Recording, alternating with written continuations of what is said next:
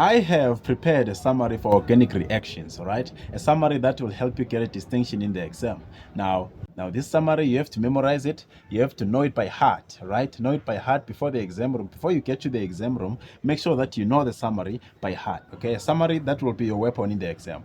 Now, let's get to it. This is the summary for your distinction. Now, this is how the summary will work, right? We're always going to start from the alkane. We're going to start from the alkane. That is the reaction 1, okay? Consider reaction 1 from the alkane to the haloalkane. We know that the alkane here is saturated because there is no presence of a what? Of a double bond or a triple bond. So we know that the alkane is saturated. There isn't a double bond or a triple bond. So that's very important. Now going to the haloalkane, look at the arrow, look at the black arrow that goes to the right.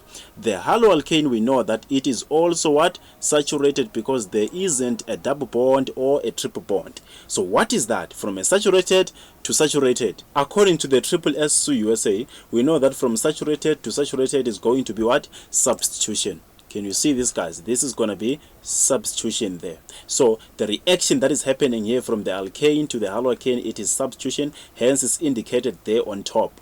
What are we substituting there? We are substituting a halogen. We're substituting a halogen. There is a diatomic molecule of chlorine, a diatomic molecule of bromine, and a diatomic molecule of iodine. All right. We only substitute one atom of either the chlorine, bromine, or iodine. Only one atom in order to form that haloalkane. Now, that haloalkane that we have substituted is going to be represented by X. You see this X here on the far right. Is going to be represented by X. So that X represents the halogen that was substituted. All right. Now let's talk about the reaction condition. The reaction condition here is the ultraviolet light or the sunlight. Why do we need this reaction condition? Look at this, guys.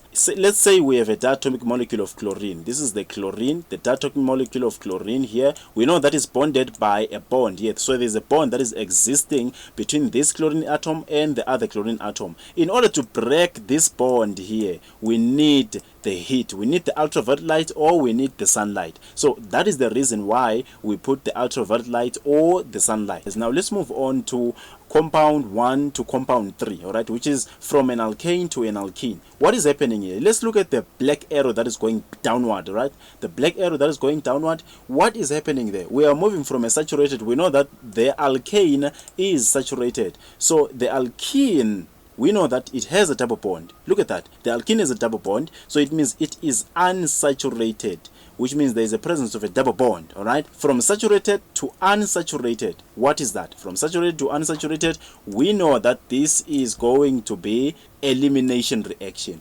All right, that's elimination reaction. But ask yourself, what are we eliminating? What are we removing? Because remember, eliminating means to remove there. Look at your alkane, guys.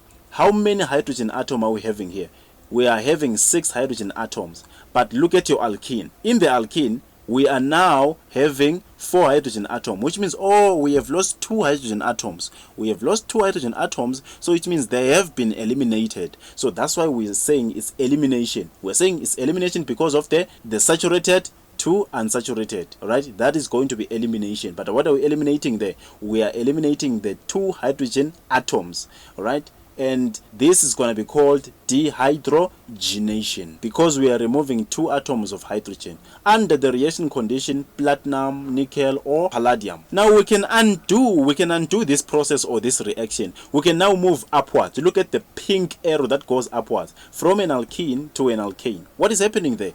We are adding the 2 hydrogen atoms that were removed before, that were eliminated. Now we are putting them back. Okay, that's what we're doing. Hence the reaction is going to be addition because we are moving from unsaturated to saturated. We know that this is going to be addition according to the SSC USA. So what are we adding there? We are adding the 2 atoms of the hydrogen that were eliminated before. So now we're going to form the complete alkane that has 6 hydrogen atoms. We are putting them back. It's still under the reaction condition platinum, nickel, and palladium, and some heat. All right, now let's look at the green arrow that goes downward. That is cracking. We know that the alkanes can undergo cracking.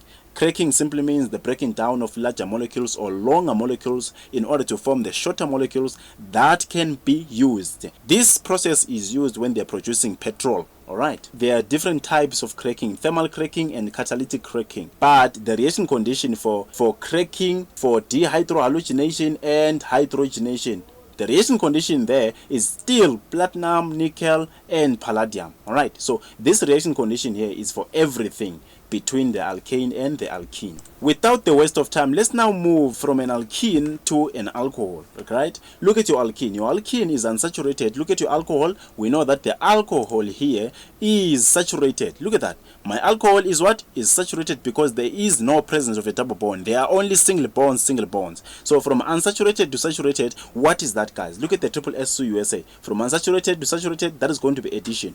But what are we adding? Ask yourself that. What are we adding? We are adding the excess H2O, the excess water.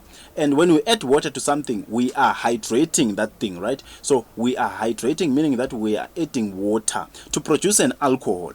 Our formation is going to be the alcohol here, but the reaction condition is what? Is excess water, a lot of water. All right, now let's move backward. Since we can go backward, we can reverse this process, we can undo this reaction from an alcohol to an alkene. Look at that, from saturated to unsaturated. What is that, guys? From saturated to unsaturated, look at the triple S2 USA.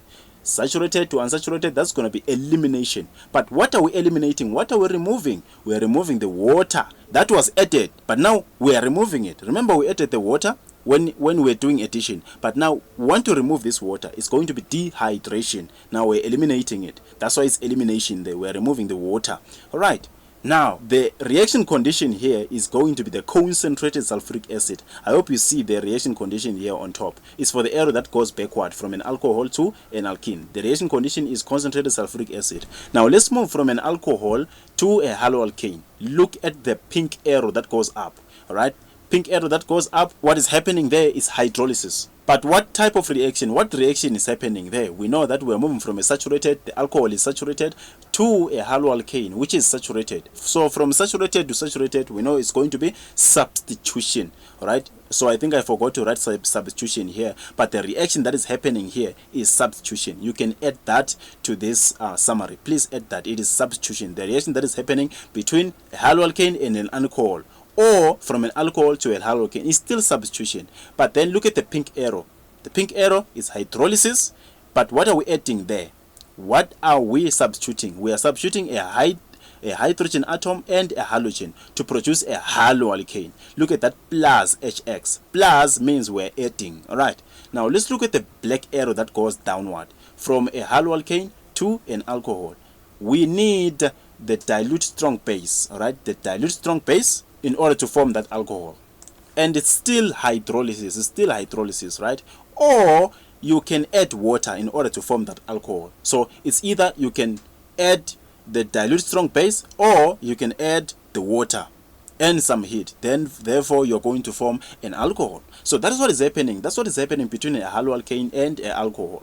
All right. So now let's look at the alkene and the haloalkane. What is happening here? Let's look at the black arrow. The black arrow is the one that goes top right. All right. It's the one that goes top right. Look at your alkene. Your alkene is unsaturated. How about the haloalkane? It is saturated. So from unsaturated to saturated, we know that is going to be addition. And what are we adding there? We are adding the hydrogen and the halogen. That's why I've written plus HX there. Plus means we're adding, right? So the reaction condition is no water. How are you going to remember this reaction condition? Guys, let's say I want to move from my girlfriend. My girlfriend is called Alkene. I want to move from her place to a place called Haloalkane. All right? I'm moving from a place called Alkene. This is just an example. I'm moving from a place called Alkene. I want to move to a place called a haloalkane. Now there's a bridge here. Look at this. I'm moving across top right. Top right. So it means there's a bridge there, all right? So in order for me to move across the bridge, I do not need water. I do not need a river. I do not need water. So no water is going to be the reaction condition. That's how you remember these reaction conditions, all right, for the hydrohalogenation, the arrow that goes top right. All right, now let's look at the pink arrow, the reverse of this thing.